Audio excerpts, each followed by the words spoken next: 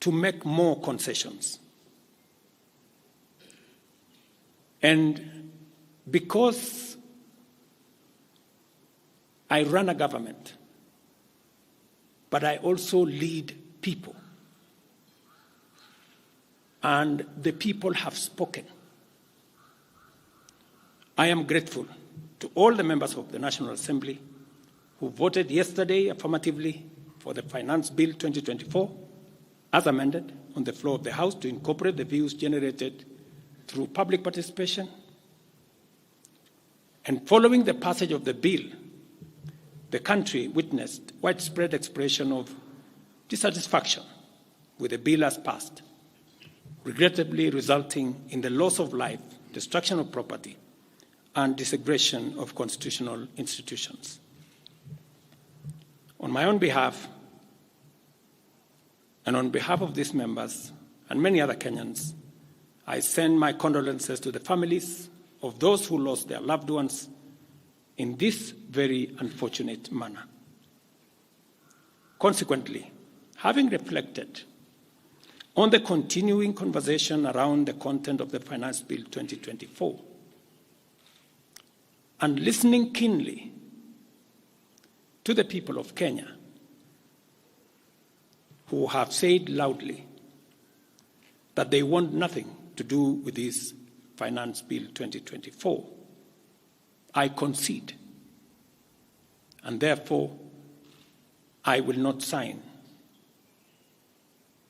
the 2024 Finance Bill, and it shall subsequently be withdrawn, and I have agreed with these members that that becomes our collective position.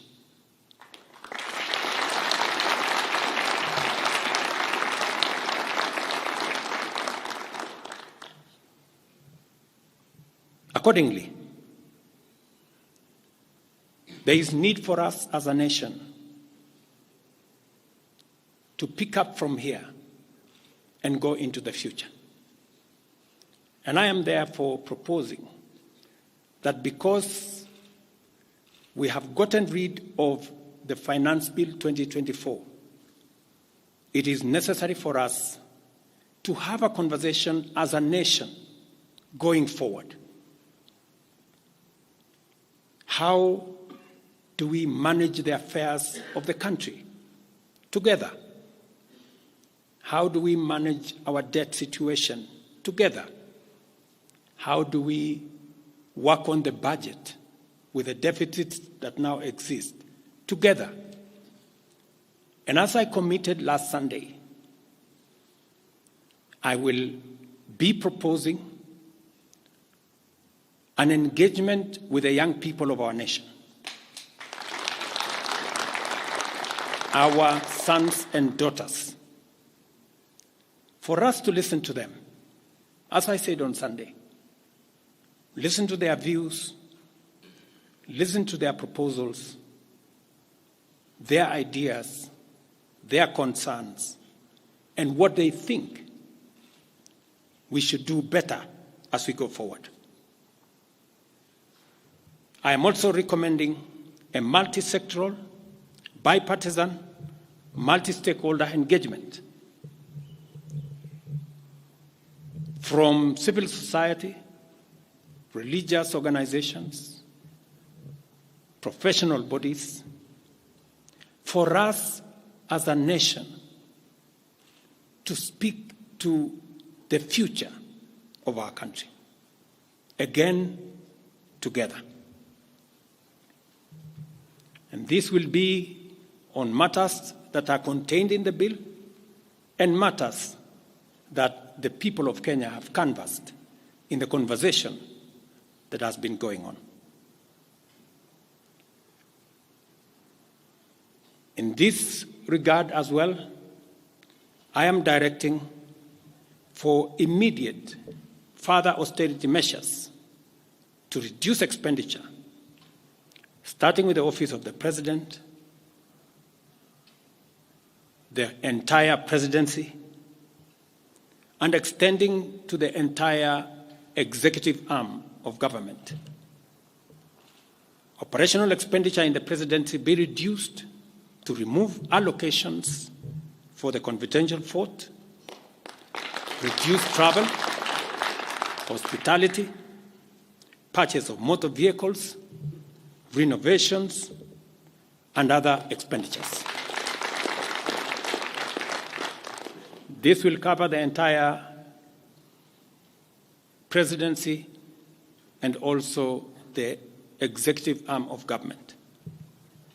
I also propose that equally, Parliament, the judiciary, and county governments, working with the National Treasury, also undertake budget cuts and austerity to ensure that we do live within our means, respecting the very loud message that is coming from the people of Kenya.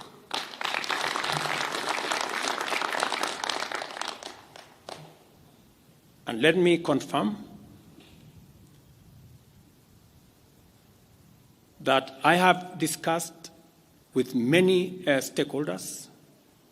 I will be meeting some of them shortly after this meeting on charting a way forward that makes sure that we carry the whole nation in this very important journey as we go into the future as a country. Let me also confirm that as we deal with austerity, the loud message on dealing firmly, decisively, and expeditiously with corruption is a matter that we have discussed and we have agreed that it will take the front banner as we go into the future. We will continue to do this and carry out this very important conversation. And I want to remind us that we should proceed within the foundational principles upon which our nation is founded, namely constitutionalism, adherence to the rule of law, and respect for constitutional institutions. We must continue to operate within the parameters of the law. I thank you.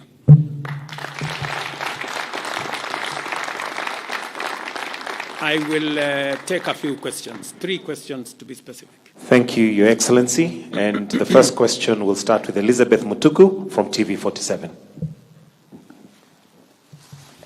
Good evening.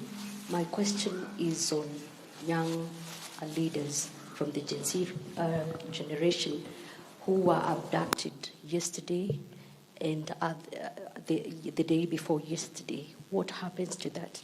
Second, there were young people who were killed during the demonstrations. What do you speak of that as the head of state? Thirdly, how do we move forward on the budget cuts, especially now that you've said that we're going to have austerity measures, yes, but how then do we secure development? Thank you very much. Please. No, it's okay. So I have said young people, 6 to be exact, 6 people yesterday lost their lives. Very unfortunately, they shouldn't have lost their lives. And I have said it is a very unfortunate situation. I wish that would not have happened. And there is a framework that will make sure that those 6 Kenyans who died yesterday will be accounted for. Number 2, I did promise the country that there will be no extrajudicial killings going forward. And ever since I came into office, there is not one incident of extrajudicial killing. What you said about abduction are statements that were attributed to some of our civil society groups, but all the people they mentioned have since been found in police custody, and those that were already processed were already released. On the matter of development that you have said, minus the finance bill, it means that some of the development programs amounting to 200 billion shillings, we will have to cut down, to delay them. They will have to wait, some of them, for next year. We will try it again. We will try next year to find some money. Some of them we will have to cancel, because that's the nature of things. And it is because the people of Kenya have spoken loudly that they want a leaner budget for us as a country. Question number 2. We'll take the next question from Busara, K24. Naam, swali langu la kwanza ni wazi kwamba matumaini ya vijana wa Gen Z na baadhi ya Wakenya kwa wabunge yamepungua kabisa ama hata yamepotea. Kwa hivyo kama rais unachukua hatua gani kuhakikisha kwamba tunawahusisha vijana katika maamuzi muhimu hasa katika masuala ambayo yanalenga taifa ama ujenzi wa taifa? Swali lingine, je, utahakikisha vipi uwazi katika mpango wako wa kupunguza matumizi serikalini? Maana yake umesema kwamba kuna austerity measures. Je, kutakuwa na transparency? Na swali la mwisho, ningependa kujua kama pengine kutakuwa na fidia kwa wale ambao walifariki, ama hususan kwa familia kwa wale ambao walifariki hapo jana, na je, serikali itasimamia malipo ya wale ambao wako hospitalini hivi sasa wanapokea matibabu kutokana na majeraha waliopata hapo jana? Asante. Thank you very much. About 214